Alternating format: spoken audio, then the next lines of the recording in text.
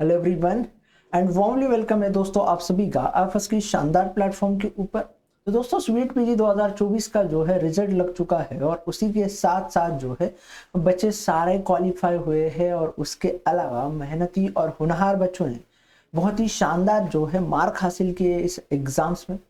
तो उनकी यकीनन प्रिपरेशन जर्नी जो है हार्ड वर्क और डेडिकेटेड रही होगी। तो जानते हैं उनकी जर्नी किस तरीके से रही थी, किस तरीके से उन्होंने प्रिपरेशन किया है और बाकी सारी चीज़ों के बारे में बातें जो है हम उनसे करेंगे और समझेंगे। तो आज हमारे साथ एक कैंडिडेट जुड़ गए हैं जिनसे जानेंगे कि उनकी प्रिपरेशन जर्नी क्या रही थी, किस तरीके से उन्होंने पढ़ाई की थी, क्या हार्डवर्क आए, क्या अप एंड डाउन आए, सारी चीज़ों का डिस्कशन करते हैं, जानते हैं उनसे ही। तो हेलो। Hello sir. थोड़ा अपने बारे में बताइए हमें। सर मेरा नाम ऐश्वर्या दीपक रेवनकर है। हम्म। मैं बेलगाम कर्नाटका से हूँ और मैंने मेरी बीएससी बॉटनी और केमिस्ट्री और माइनर्स जूलॉजी में की थी और एमएससी एडमिशन्स के लिए मैंने सीयूईटी पीजी एग्जाम्स दिया था सर। पहले मैंने आईआईटी जैम दिया था सर, क्वालिफाई हुआ था पर रैंकिंग अच्छी नहीं थी तो आईआईटी नहीं मिला, इसलिए सीयूईटी पीजी का एग्जाम दिया था sir in microbiology and biochemistry में। ओके, तो माइक्रोबायोलॉजी एंड बायोकेमिस्ट्री में जो है आपने स्वीट पीजी का एग्जाम दिया था। यस तो सर। क्या मार्क रहे फिर आपके इस एग्जाम में?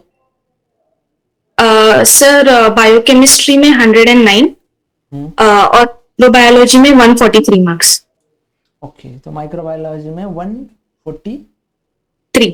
अरे वाह, बहुत सही, बहुत शानदार स्कोर किया है आपने दोनों सब्जेक्ट में। तो पहले तो आपको कॉन्ग्रेचुलेशन मेरी तरफ से, पूरा एफएस फैमिली की तरफ से। Thank you sir. और अब मुझे बताइए कि आपकी एजुकेशनल जर्नी क्या रही थी? सर मैंने बेसिक 10th तक हमारे स्कूल गजानंदराव भातकांडे में कंप्लीट किया था। उसके बाद पीएसएस कॉलेज से की थी, हम्म। फिर उसी कॉलेज में मैंने बीएससी कंप्लीट की थी सर। हम्म। फिर साइंस सब्जेक्ट था सर, पीसीएम भी था पीयूसी में सब्जेक्ट्स। हम्म। उसके बाद बीएससी में सर बॉटनी और केमिस्ट्री मेरे मेजर्स थे और माइनर सब्जेक्ट मेरा जूलॉजी था सर। ओके, माइनर सब्जेक्ट आपका जूलॉजी रहा था। सर ओके, अब मुझे ये बताइए कि आपके मतलब आपने स्वीट पीजी का नाम आईआईटी जाम का, गैडबी का, जो इतने भी एमएस एंट्रेंसेस है वो कहाँ से सुना और किस तरीके से आपको ख्याल आया कि इसके लिए प्रिपेयर करना चाहिए? सर जब मैं अपनी बीएससी की सेकेंड ईयर में थी तब हमारे एक सर थे जिन्होंने मुझे इस सब एग्जाम से इंट्रोड्यूस करके दिया था कि ऐसे ऐसे एंट्रेंस होते हैं like IIT JAM, CUET PG, GATE B and all, जिससे मेरे सब्जेक्ट्स से रिलेटेड थे। सो उससे मुझे अच्छी यूनिवर्सिटीज या आईआईटीज मिलते जिससे मैं अच्छा वाला एमएससी कर पाती। सो उनकी वजह से मैंने ये सब कुछ मतलब एग्जाम्स के बारे में जाना था। फिर तभी से रिसर्च चालू किया था कि मतलब सब्जेक्ट्स क्या होते हैं, पोर्शन क्या होता है, किस तरीके से पढ़ाई है। तभी मैंने आईएफएस का ऐप भी देखा था जहां पर आप सब ये कवर करते हैं। हम्म। सो आपके ऐप के थ्रू मैंने यूट्यूब से सारे क्वेश्चंस, आपके नॉकआउट सीरीज वो सब देखे थे सर। ओके, वो सारी चीजें आपने देखी और फिर उसके बाद जो है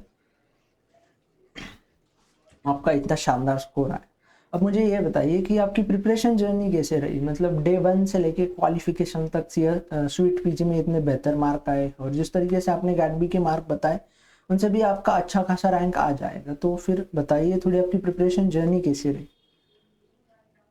सर प्रिपरेशन जर्नी, पहले जैम की प्रिपरेशन की थी। सो बेसिक से ऑलमोस्ट सब कुछ वहां पर हो गया था।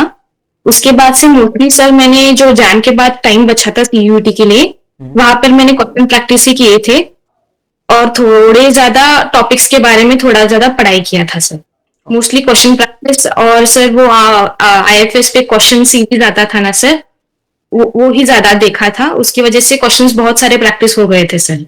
ओके, तो उसकी वजह से आपको बहुत सारे क्वेश्चन जो है प्रैक्टिस हो गए। अब सर मुझे और आपका quiz भी लिया हुआ था, उसकी वजह से वो सारे सॉल्व करने की वजह से वो डिफिकल्ट लेवल थी सर, बट हाँ उससे बहुत सारा नॉलेज मिलता था और क्वेश्चन सॉल्व होते थे।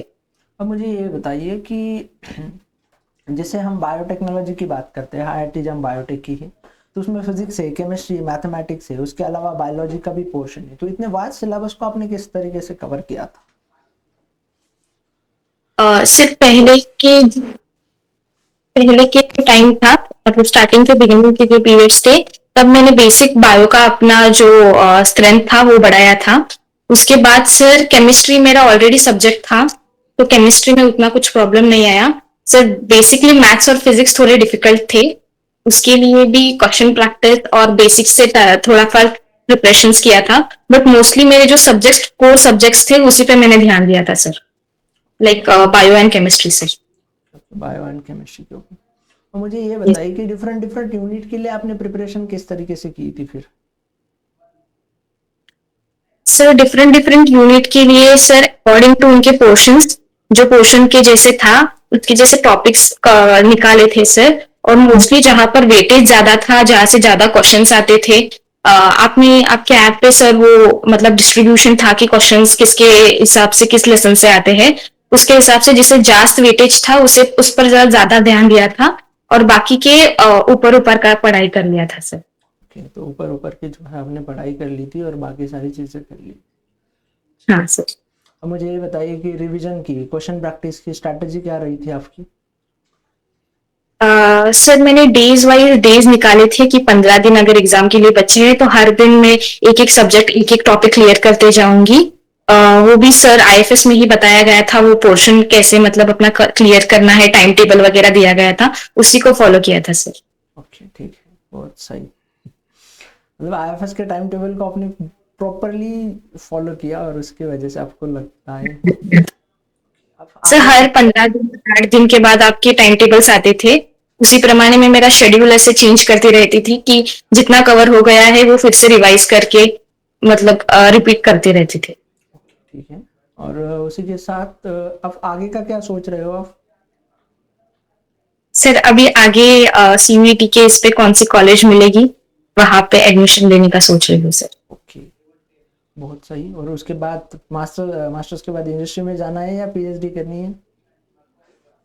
सर मोस्टली इंडस्ट्री में जाना है, अगर पीएचडी में अगर सर कुछ सोच लिया तो पीएचडी भी कर लेंगे। ओके, ठीक है। तो उसी के साथ साथ मुझे ये बताओ कि जो भी बच्चे हैं, जो भी एस्पिरेंट्स है, आपके जूनियर्स है, वो अगर प्रिपेयर करना चाह रहे हैं CUET PG IIT JAM CAT के लिए, तो उनके लिए क्या सजेशंस दोगे? सर फर्स्ट थिंग कि बेसिक स्ट्रांग होने चाहिए सर। सर बेसिक्स पे जरा ज्यादा ध्यान देंगे तो कॉन्सेप्ट क्लियर होते जाएंगे, और मोस्टली कंसिस्टेंसी रहनी चाहिए। दैट एक दिन कर लिया फिर 4 दिन छोड़ दिया फिर वो याद नहीं रहता, इसके लिए कंसिस्टेंसी रहेगी तो अच्छे मार्क्स डेफिनेटली है सर। ओके ओके, ठीक है। और बेसिक स्ट्रांग रहेंगे तो कॉन्सेप्ट भी क्लियर होते जाएंगे सर। ओके ओके, ठीक है। Thank you so much for sharing your experience and your journey with us. Thank you sir.